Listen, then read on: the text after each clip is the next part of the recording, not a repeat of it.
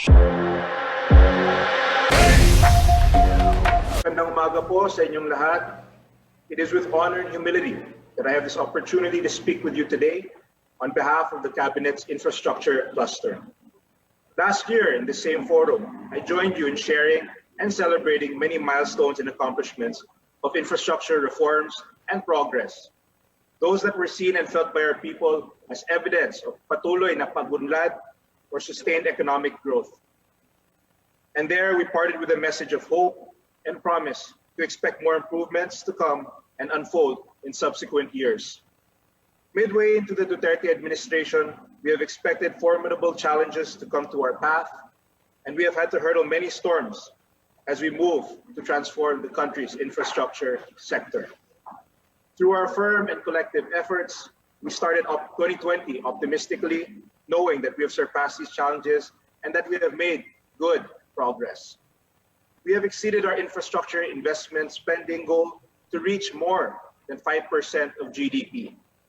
Founded on a robust pipeline of projects under the Build, Build, Build program and guided by strategic sectoral master plans and roadmaps. I would like to share with you some of the important things that we have accomplished and what we can expect moving into the Recovery and Resiliency Program. The government recognizes the role of internet as a key enabler of economic growth and competitiveness of nations that can contribute to the social and cultural development. To operationalize this mandate, the Department of Information and Communications Technology has set the Digital Philippines Strategy, which aims to accelerate the digital transformation of governance, education, workforce, and communities across the country with a whole of government and whole of society approach. The Digital Connectivity Program, which includes the National Broadband Program and the free Wi-Fi in public places, will build and enhance our existing digital infrastructure. To date, the National Broadband Program has successfully tested the 158 dark fiber segments and lighted 124 nodes of the National Grid Corporation of the Philippines for the National Fiber Optic Cable Backbone Component. Further, the construction of the cable landing station at Baler, Aurora, and Poro Point, La Union has been completed. It is envisioned that the 250-kilometer terrestrial road work from Aurora to La Union will be completed by the end of July 2020, and the installation of vital ICT equipment shall be completed by October of 2020. Once completed, the Philippine government is expected to access the 2 terabyte capacity of broadband internet by 2021. The free Wi-Fi for all in public places and SUC's projects covers the installation of free internet access in public places and state universities and colleges. To date, a total of 4,031 live sites have been installed, while an additional 63,202 sites will be connected by the end of 2022. The digital education shall transform Filipino teachers and learners through the use of ICT in teaching, learning, and education leadership. And the digital workforce shall provide more access to develop ICT skills of the Filipino people. To achieve these goals on digital education and workforce, the DICT shall strengthen the ICT Academy, which shall lead in the development of policies, standards, curricula, and guidelines on capacity development initiatives for ICT literacy and competency nationwide. The Digital Transformation Center shall serve as physical venues where the courses designed by the ICT Academy can be accessed. In addition, this year, the DICT shall launch the Skills Window PH, which is an integrated social community, learning management, and job sourcing platform that will make both skills and jobs accessible to Filipinos nationwide. In effect, the general public may acquire job-ready skills through the certification programs made accessible through the Skills Window PH. The Basic Education Facilities Program aims to address the physical facilities requirements of all public elementary and secondary schools nationwide, and to provide conducive learning environment through safe, secure, and sustainable school infrastructures. As of May of 2020, A total of 137,098 classrooms were constructed in various schools nationwide. Also, 1,906 school workshop buildings and other school facilities were constructed, rehabilitated, and improved. The DepEd Learning Continuity Plan has four modalities which can be adopted to ensure that learning will continue in spite of restrictions for face-to-face classes in the upcoming school year. Teachers are being trained in blended learning methodologies to enable them to make sure that learners will adopt the appropriate modality to their situation. To support the LCP, 271,538 ICT equipments have been delivered to schools as of May of 2020. Another set of 119,850 ICT equipment have been procured and will be delivered before the end of the year. Another set of 36,676 ICT equipment is currently being procured, and that will increase the number of schools with ICT equipment from 93% to 98.7%. These are in addition to the 1,042,575 computer devices that have already been distributed across 44,155 public schools under the DepEd computerization program.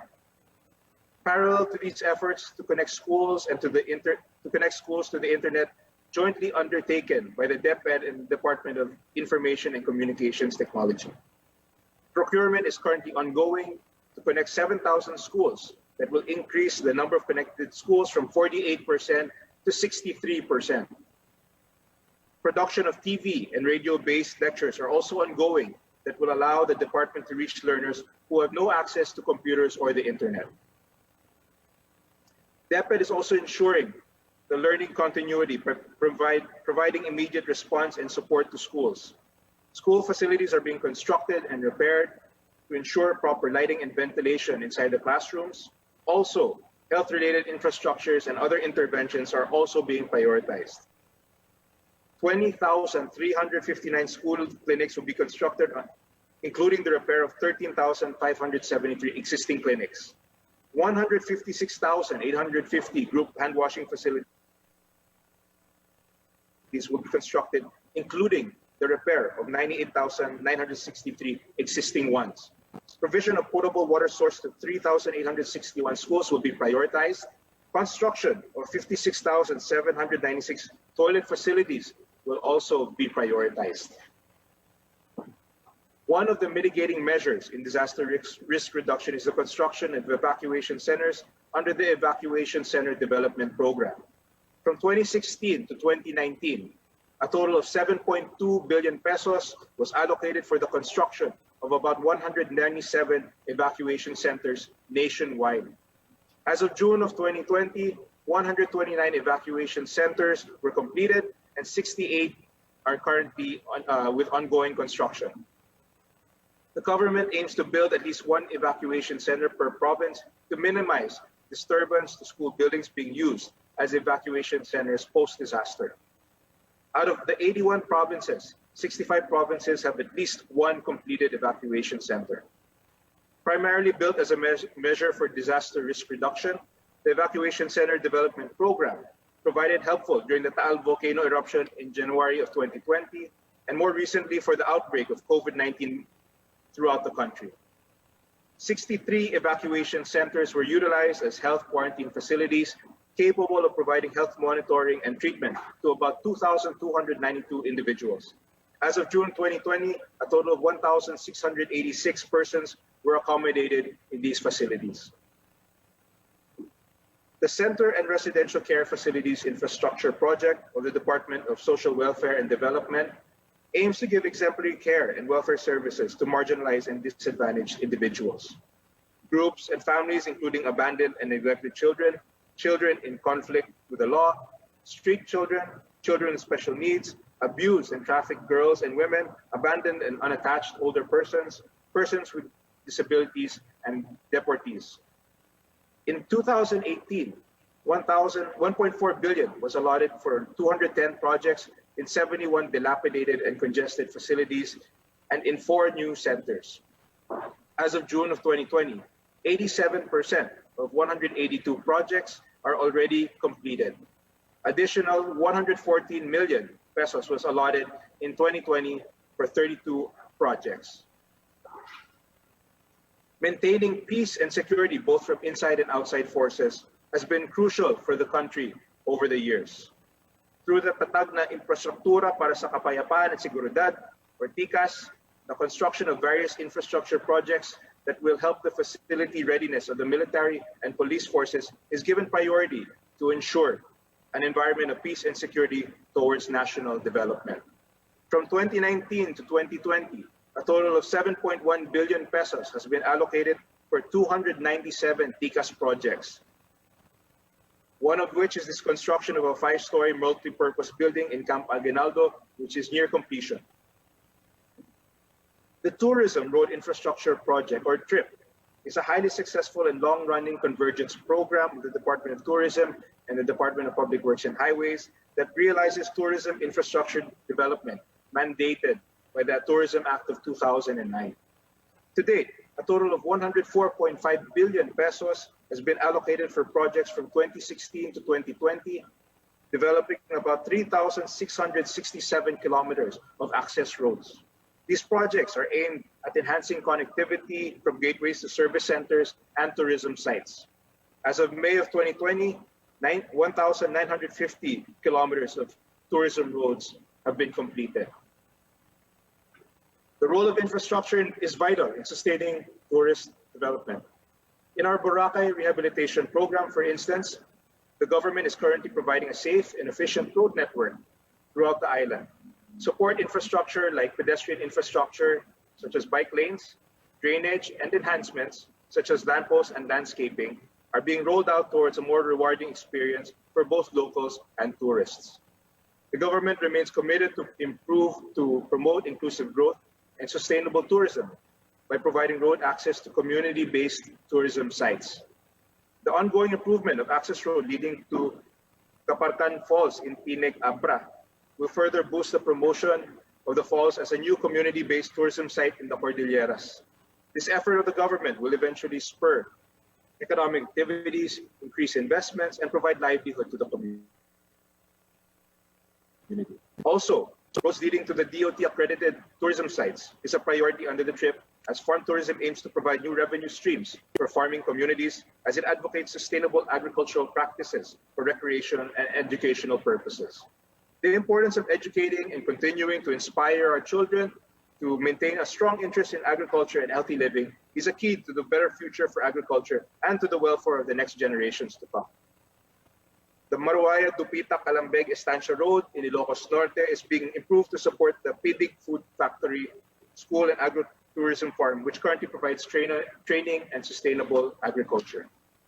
Also being improved is the access road leading to Villa Consuelo Agri and Tourism Farms and Silawa Falls in Haro, Leyte.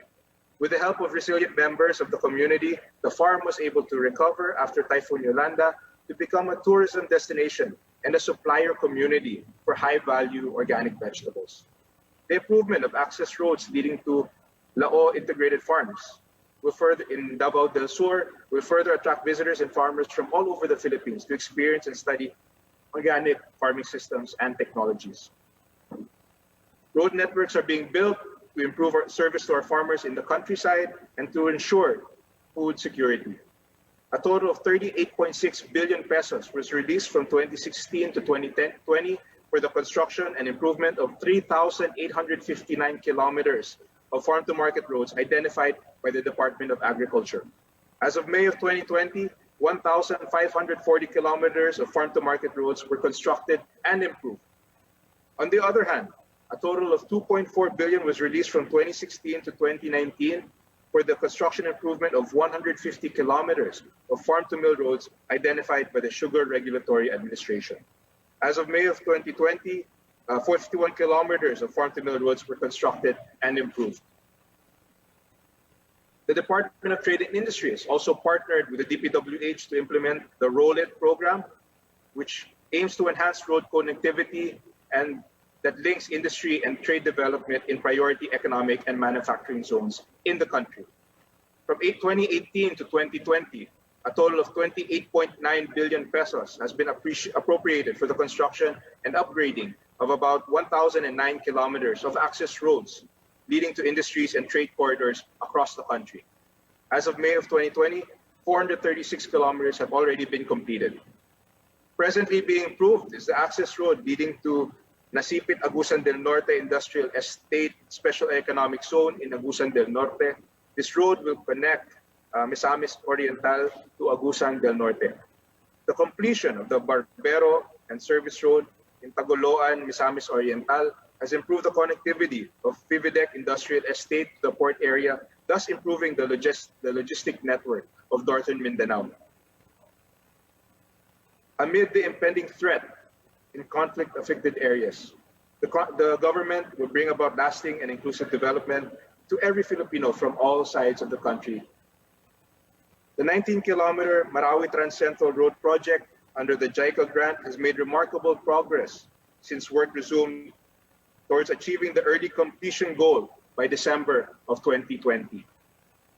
The ADB-assisted Improving Growth Corridors in Mindanao Road Sector project is composed of 7 road sub-projects, including the construction of the Gicam Bridge, all located in the Zamboanga Peninsula, and 3 bridges in the Tawi-Tawi province. Upgrading of road connecting Alicia to Malangas, Tampilisan to Sandayong, and Lutiman to Gicam is ongoing. Included in the government's priorities are various projects that enhance inter-regional and inter-provincial connectivity through road network.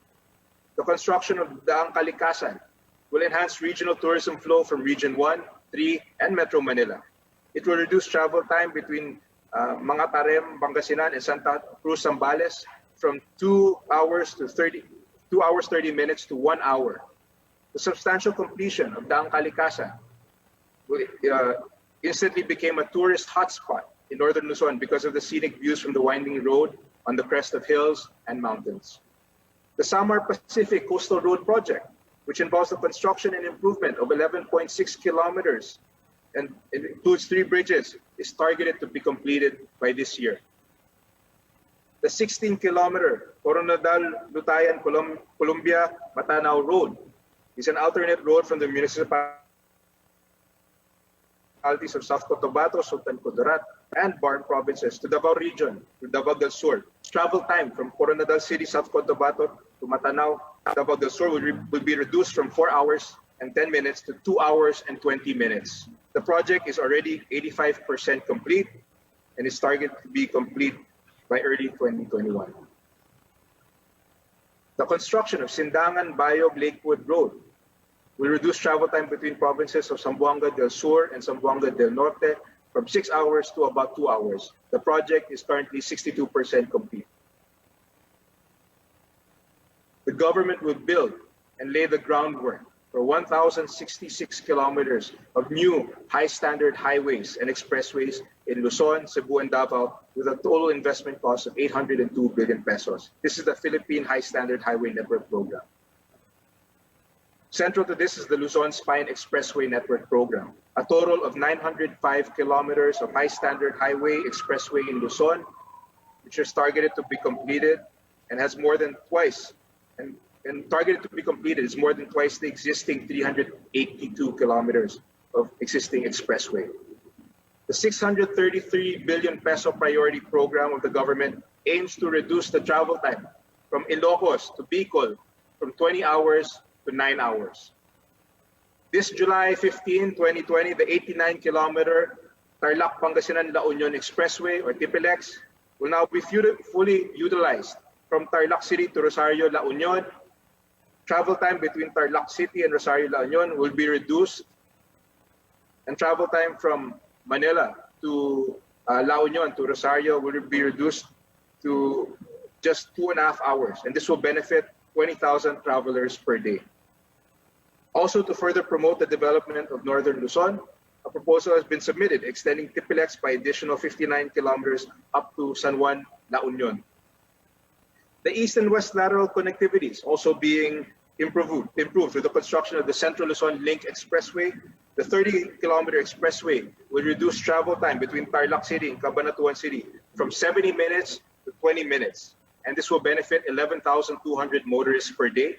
The project is already 85% complete, and a significant portion of this expressway will be open before the end of the year. The 24.61-kilometer arterial Plaridel Bypass Road, which was fully completed last May of 2018, is currently being widened to further ensure the safety and convenience of the motorists. The construction of the 1.12-kilometer Angat Bridge and the 40.86-kilometer Tambubong Bridge and 1.06-kilometer road is currently ongoing. The South Metro Manila Expressway, or C6, will reduce travel time from Bicutan to Batasan from 1 hour and 50 minutes to 26 minutes. Advanced construction activities for the workable area along Skyway FTI section is ongoing.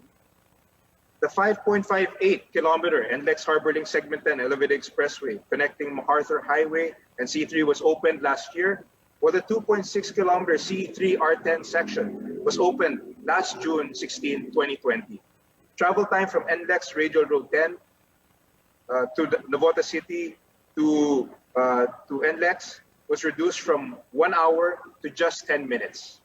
This has also ensured the timely delivery of goods and services to and from the Port of Manila.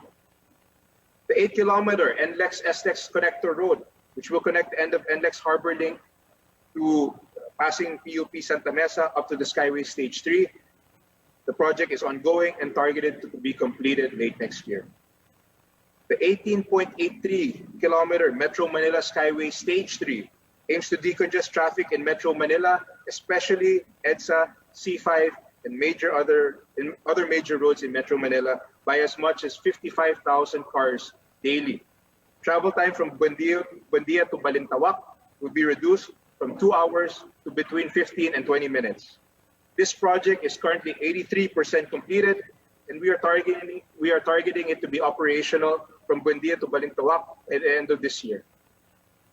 Talabang Sukat Skyway Connection and Ramp Extension is being constructed to provide access from the elevated Skyway to South Luzon Expressway through the Alabang Viaduct. The project is targeted to be completed this year. The 7.7-kilometer Manila-Cavite Tollway C5 South Link Expressway, which aims to reduce travel time from R1 to C5 from 40 minutes to 10 minutes. The Merville to FC5 SLEX section was opened last year.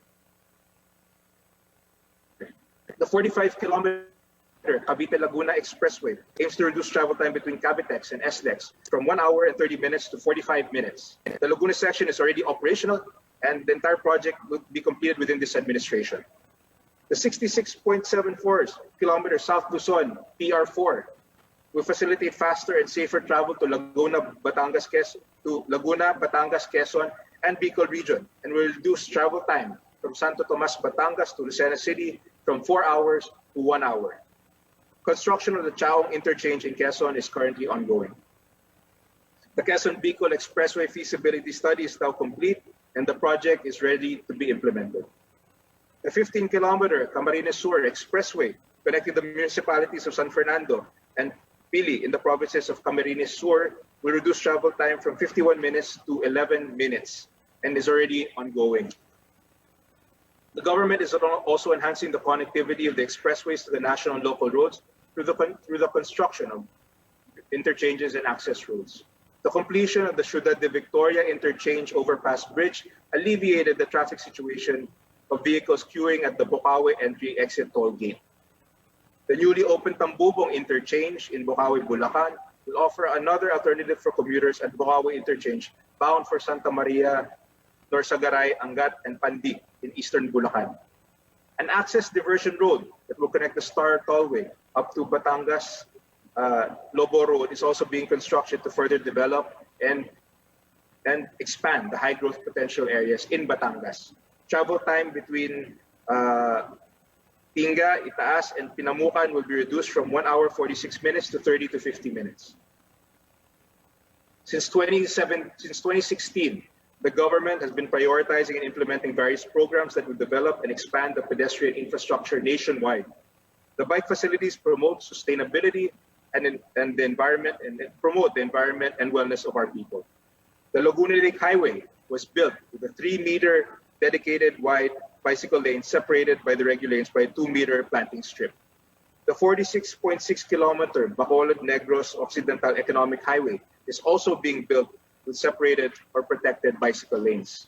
The Leyte Tide Embankment project involves the construction of 7,109 linear meters storm surge construction structure, including a 4-meter wide bicycle lane.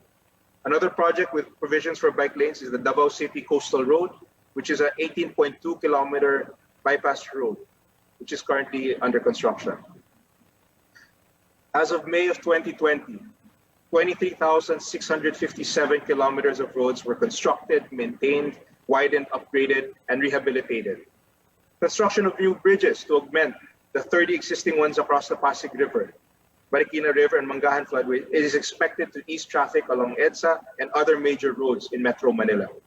Included in the project is the Bonifacio Global City Ortigas Center Road Link project, which includes the construction of a bridge to connect Lawton Avenue in Makati City and Santa Monica Street in Pasig City. Once completed, travel time between Bonifacio Global City and Ortigas Central Business District will be reduced to 12 minutes. The bridge is currently 80% complete. Other bridges targeted to be completed next year are the Binondo Intramuros Bridge and the Estrella Pantaleon Bridge.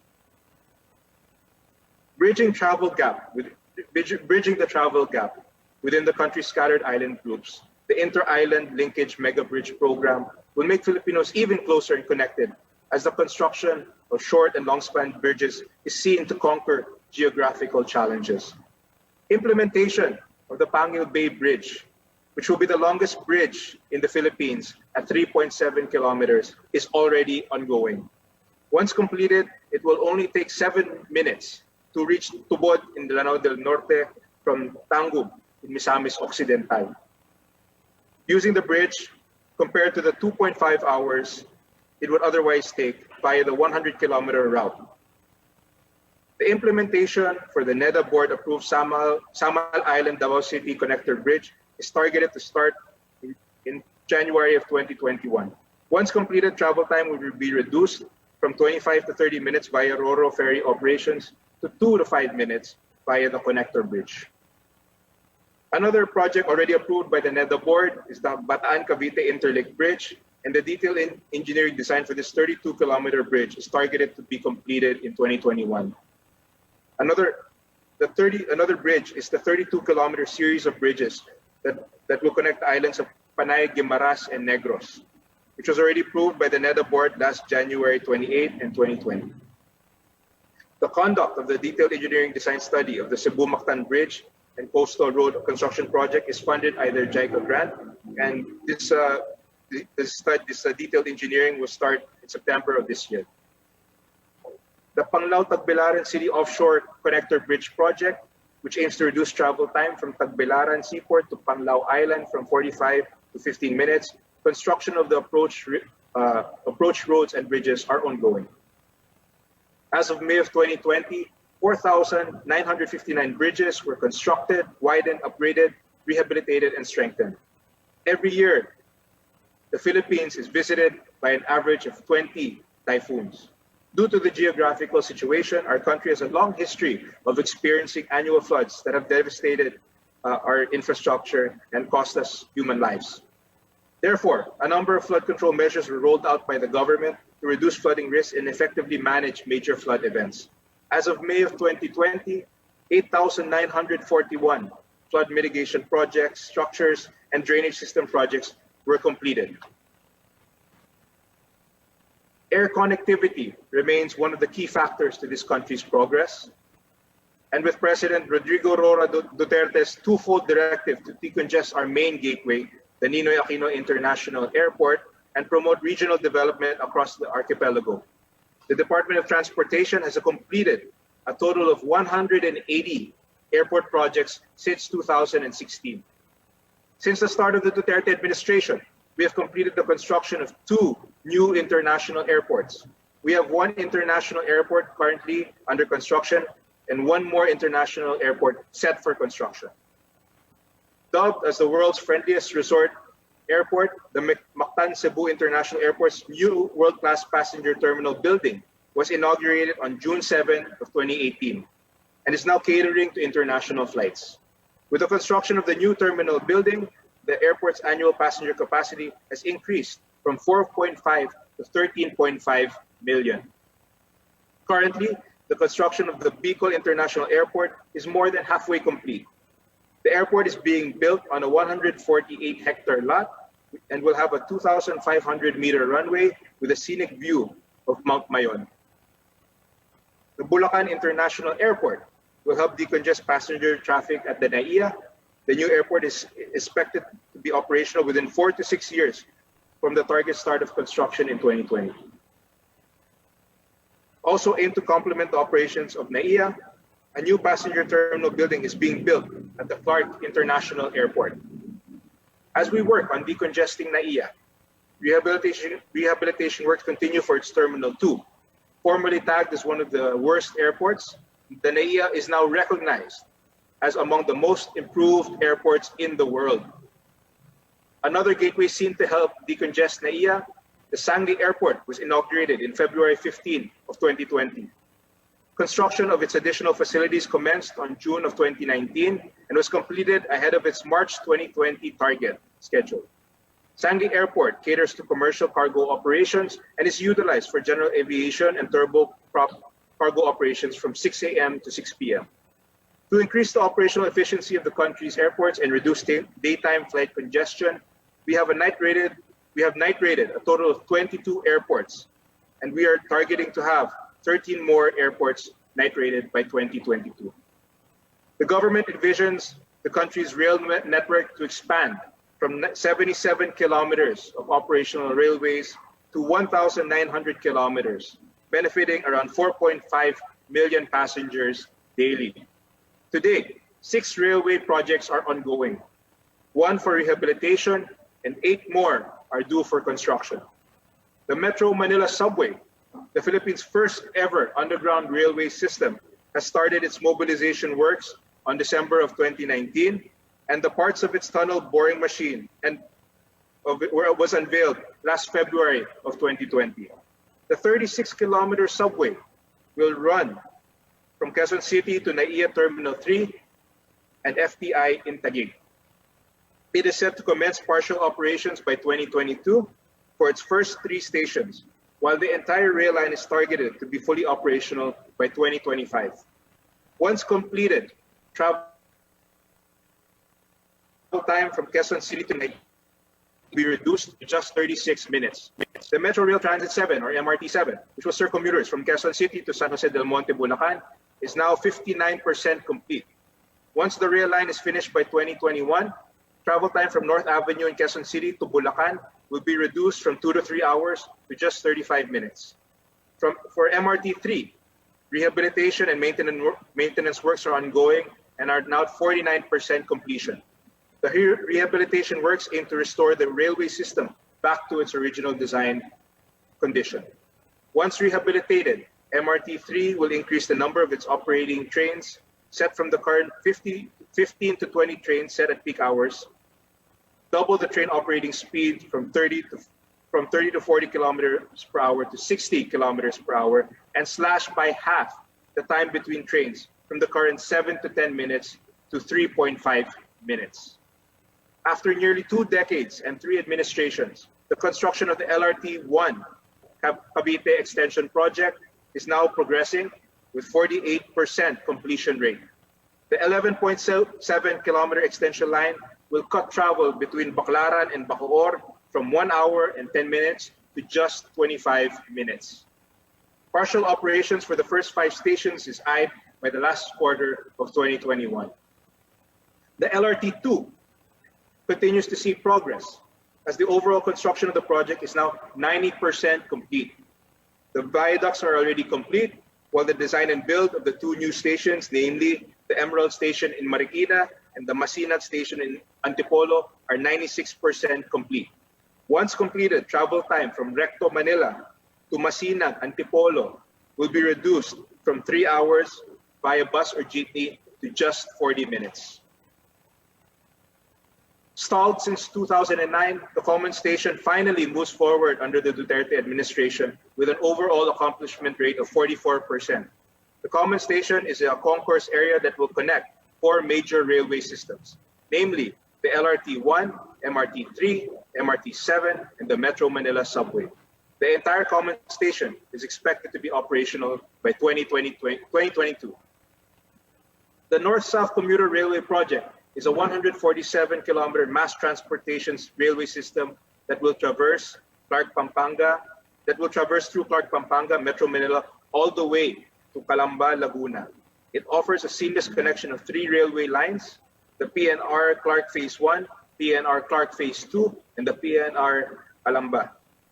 The PNR Clark Phase 1 has already started construction works in Solis and portions of Bukawi and Malolos.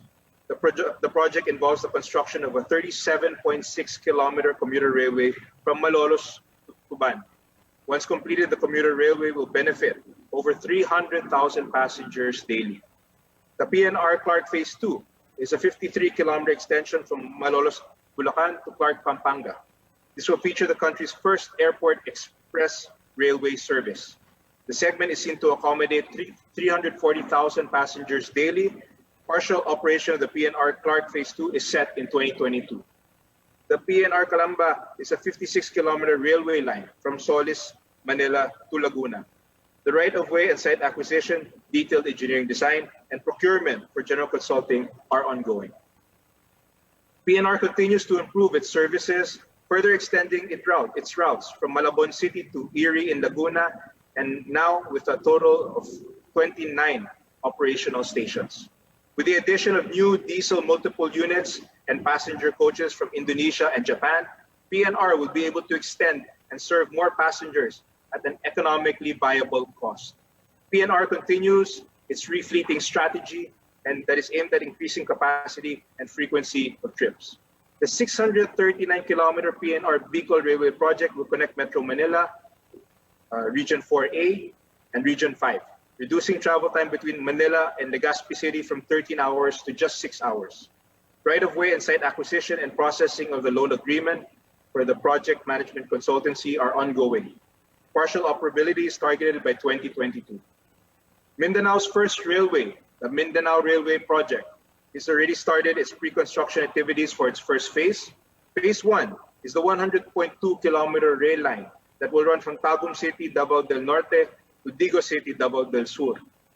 Pre-construction works and right-of-way acquisition are currently ongoing. Once completed, travel time between Davao del Norte and Davao del Sur will be reduced from 3 hours to just 1 hour.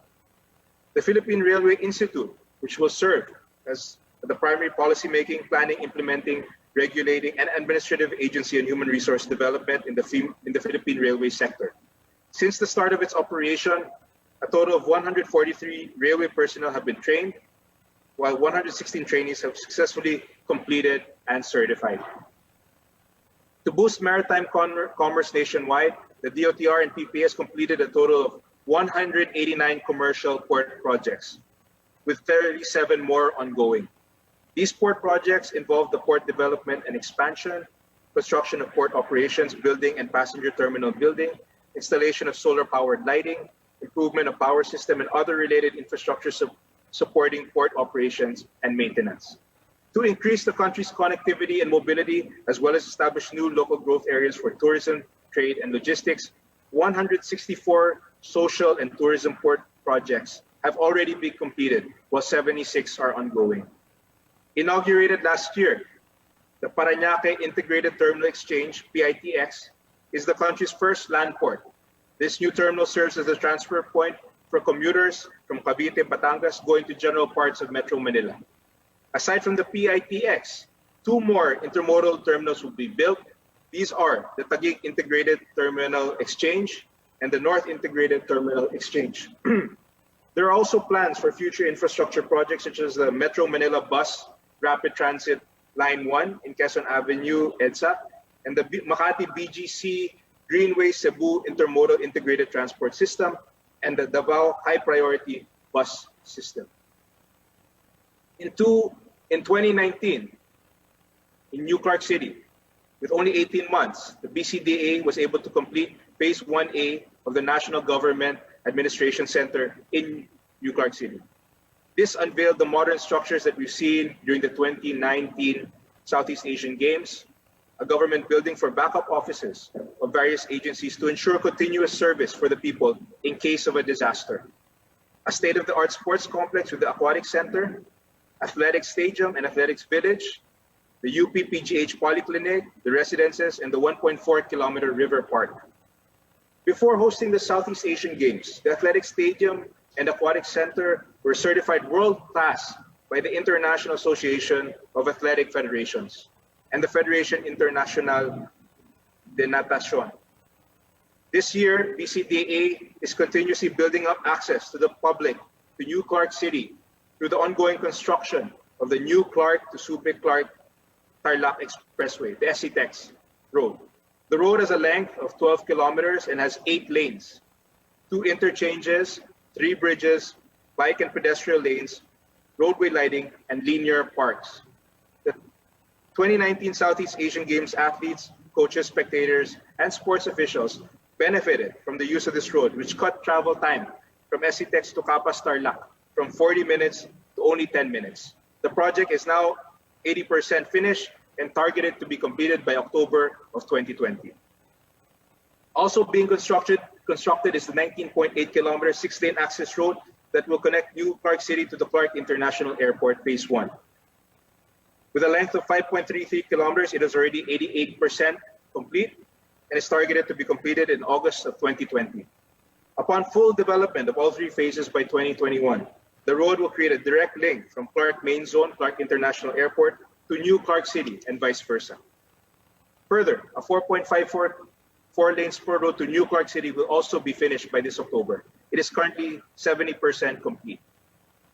To strengthen the potential of New Clark City as an investment destination and an international trading hub for sports, BCD has lined up among the priority projects the tender for the operations and maintenance of the sports complex and the selection of a joint venture partner for the development of the National Government Administrative Center Phase 2. New Clark City, which played a key role during the 30th Southeast Asian Games, is now helping the country as a quarantine facility. The government building and athletes village are currently among the We Heal as One centers, showing its resiliency as a metropolis and its reliability for multi-usage. It has been scaled up to contain the community spread of COVID-19. As early as February 2020, the Interagency Task Force on Emergency Infectious Diseases has already identified the athletes' village as a quarantine site, following the urgent need for them to find a shelter for Filipinos coming home from foreign countries. The role of international of our countrymen amidst this pandemic. Since it started operations last June 5, it has become a major hub for returning Filipinos, receiving over 7,000 passengers. Envisioned to be the next premier gateway in Asia, a new passenger terminal building is being built by the DOTR and BCDA. Phase 1 development will enable accommodation of an additional 8 million passengers, bringing the total passenger capacity to 12 million per year. With this, the Clark International Airport will be able to service the growing catchment areas up north and help ease the air traffic congestion at Manila's International Airport. Okay. The new terminal is now nearing completion and is expected to be finished by October of this year. The operations and maintenance of the existing terminal is now being handled by the Luzon International Premier Airport Development Corporation, and currently, Lipad is continuously working on reinventing the airport to offer world-class service. With all these developments happening in Clark, we can see a zone that remains to be robust, resilient, and safe. The presence of a dedicated task force, stronger testing capability, connectivity to vital infrastructure, and the resilience of facilities help fuel the momentum to push our country forward. In view of the current situation involving COVID-19, implementation of infrastructure projects is subject to the compliance of construction safety guidelines. In addition to the regular occupational safety and health guidelines of the Department of Labor in the construction industry, the following are among the special requirements and regulations for the protection and prevention against COVID disease. Daily monitoring of our health workers, health checklists, exposure checklists, issuance of quarantine passes, physical distancing, discouraged of sharing of hand tools and power tools, regular disinfection at work areas, and no deployment of workers with pre-existing health conditions, including persons above 60 years old, so as not to compromise their immune systems. Yet it is comforting to know that in these trying times, many Filipinos from all walks of life have chosen to step up in the spirit of bayanihan. We have witnessed bursts of charity and resourcefulness from various groups and partners all around us. And because of this, hope will continue to emerge among us in the midst of uncertainties for what may still be a very long battle ahead. The national government, in partnership with the private sector and the local government units, was able to execute the conversion of 11 public and private structures in Metro Manila, Central Luzon, Laguna, Davao City, and mega community quarantine centers, or We Heal as One centers, with a total bed capacity of 2,584. 30 units of container vans were also repurposed into mobile rooms which can be used as additional COVID-19 isolation health facilities. We will be doing our best to make sure that those who are sick have access to healthcare facilities. Construction of isolation or quarantine facilities is being considered in other areas. As doctors, nurses, and other medical personnel are in the front line of the fight against COVID-19, we're also building off-site dormitory facilities in order to provide them great respite so they continue to do their job safely. There are 6 units of cluster dormitories within the compound of Quezon Memorial Circle, which is comprised of 96 air-conditioned rooms with toilet and bath facilities. This can accommodate a total of 192 medical personnel and frontliners. Additional off-site dormitories will also be built in Lung Center, the Philippines, and Jose Lingad Memorial Hospital. Also, we assisted in the Philippine General Hospital and Lung Center, the Philippines, in refurbishing private rooms for COVID-19. And we also utilize resources to ferry health workers to their respective hospitals and transport supplies and materials to medical facilities that need them. With our strong foundations, we must vigorously pursue sustainable and resilient development. At the heart of this is an infrastructure agenda for the Build, Build, Build program that can help jumpstart economic recovery, one that would help the Filipinos to remain employed or find new opportunities for employment. Let me, on behalf of the infrastructure cluster, reassure you that while this pandemic may have disrupted the implementation of projects, with the right mindset, scientific advice, and our whole of government approach, we are still committed to complete many of our projects within the next 2.5 years. As we start to open our economy to a path of recovery and resiliency, we earnestly seek the understanding and cooperation of each and every one of us for what we expect to be a long, tough period ahead. The government commits to do its best in leading us through these adversities, but we also need the help, more than ever, and strong backing of the Filipino people. In these dark times, we have seen the Filipino spirit provide us with a beacon of light that reassures us all that we will prevail in this fight, and we will continue in our commitment to provide a bright, prosperous future for our beloved country. As we heal as one, we build our future as one. Thank you very much.